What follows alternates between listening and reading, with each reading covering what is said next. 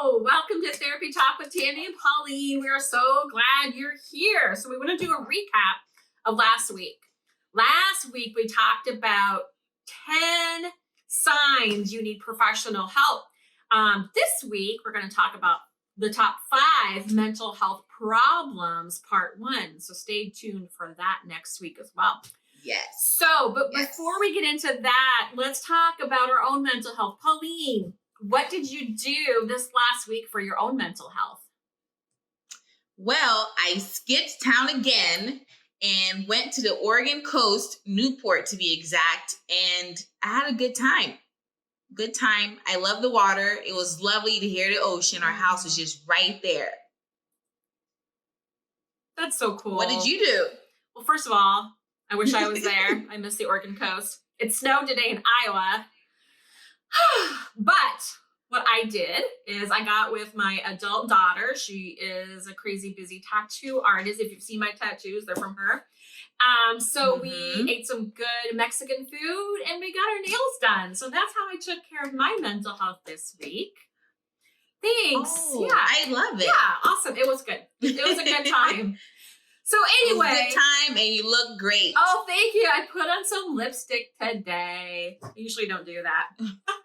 So I dressed up for the occasion. Good. Yeah.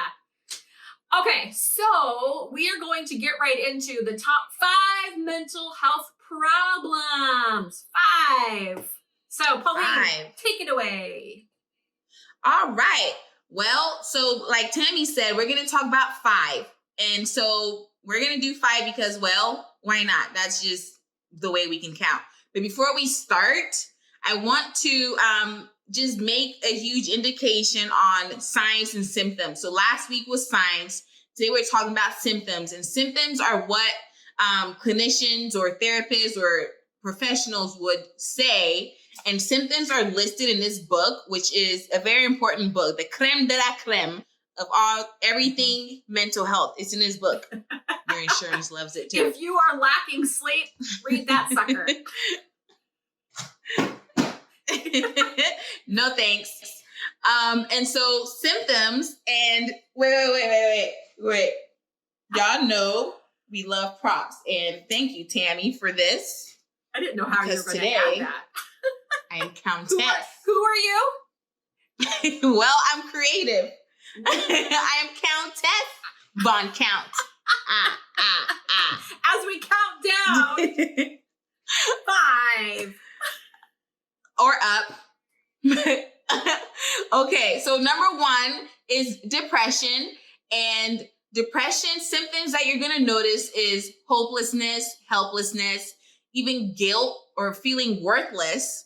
Those are some signs. Appetite changes, sleep changes, and also loss of interest in things. The thing is with depression, you're going to feel isolated. You're going to want to isolate the more severe it comes. And so what that could look like is in isolation, depression wants you there because this is where suicidal thoughts creep in and even homicidal thoughts. Some people may even experience and engage in self-injurious behavior. So this was number 1, and that is depression. Tammy, what's number 2? Thanks. Number 2, we have anxiety. So that includes excessive worry, maybe fear, panic, and phobia, as Pauline indicated last week when she had a fear of sharks. Yep, galeophobia. You know it. So mental health problems that could come from that could be intrusive thoughts. It could be sweaty palms. Nobody likes that. Hard to breathe. Maybe some heart issues or feeling like your heart is getting out of your chest. Compulsions, obsessive thoughts, headaches, of course, fear of criticism or FOMO, which I had that when Pauline talked about the Oregon coast. So that is fear of missing out. So that's just a little itty bitty list for anxiety. What do you got for number 3, Pauline? 3. And so for number 3, I'm going to talk about bipolar disorder. And I want to start off by really emphasizing this because it's such a term that's used inappropriately often. And so all the time. And so since we are a channel that's destigmatizing mental health, I want to really emphasize this because bipolar literally means, two polar opposites. So that's bipolar. And so there's mania and there's depression. Okay. So I want to cover mania first because mania focuses on having extreme mood swings. And Tammy covered this in last session. If you don't remember, go back. Reasons why, signs, go back. And there's irritability, there's impulsiveness, which could look like just making rash decisions, or even recklessness in the form of being hypersexual, spending a lot of money, having grand ideas. There's speedy talking and even pressured talking, which is where you're trying to say everything because you got everything out right now. Okay, did you get it, Tammy? Did you get it? Got it out. Okay. Okay. Yes. This is where you have more energy. And so things will change. It's going to be extreme. And also lack of sleep. Lack of sleep in mania is going to look like recognizing, for some people, they might recognize that they need to sleep, but they're not going to do it. So they'll stay up for hours. And during these times is where they're having all sorts of just different things going on, being impulsive and different things like that. Okay, so that was mania. The other part of bipolar disorder is depression. So remember number one, depression. I've already gone over those symptoms. That's included in bipolar disorder, okay? And so mania lasts for a specific amount of time and depression lasts for a specific amount of time, okay? So don't go around calling people bipolar because you're wrong.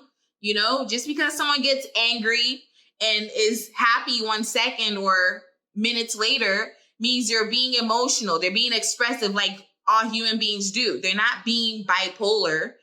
They're just being expressive. And so be mindful in what you say to people. Also be mindful in what you say to yourself. Okay? I was thinking, Thank you. What could be more bipolar than ketchup and mustard? Yes. Yeah. Yes. I like it. Tammy, you and these props, girl. You know what? Can we just make like mustard and ketchup to number 4? Yes, let's do that. So number 4 is trauma.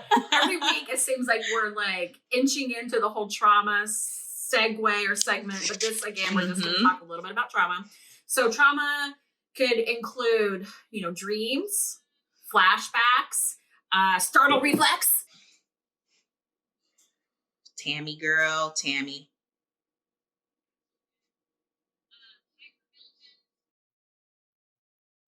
Gotcha again.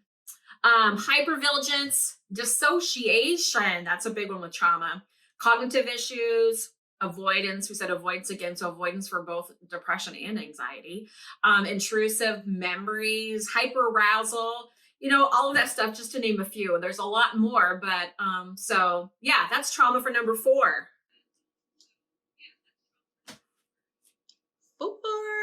So number 5. Okay, I'm gonna stop now and do it again. I don't know. Okay, the next part is personality disorders. Okay, so there's a list of personality disorders. So these symptoms, again, that we're gonna list are just small, but there's a list of them. And again, y'all saw the book. Let me find the book real quick. Y'all see the creme de la creme. This is thick. So we're only like hitting key points of the DSM, as we call it. And so personality disorders, I want to start with efforts to avoid real or imagined abandonment. One more time for the people in the back. Efforts to avoid real or imagined abandonment, okay? And so the next thing I want to cover is unstable and intense interpersonal relationships. This makes sense. If an individual is experiencing efforts to avoid real or imagined abandonment, then the outcome is going to look like unstable and intense interpersonal relationships. Gosh. That's just it. The other part as well is impulsivity. Just like we talked about bipolar, sometimes personality and bipolar disorders are mixed up because of the impulsiveness that can be seen in the manic state. And so impulsivity is seen in personality disorders. And the other thing I want you to also consider would be chronic feelings of emptiness. That's a good one. Yeah. So thank you. Gosh, do you have anything else to add to this? But maybe loyalty might be on there. Loyalty. I don't even know what that is. I could have nailed it. I'm too old for that. But good job, I guess. I'll do some homework on that. So loyalty and trust issues, attention seeking, maybe even some inappropriate sexual seductive behavior.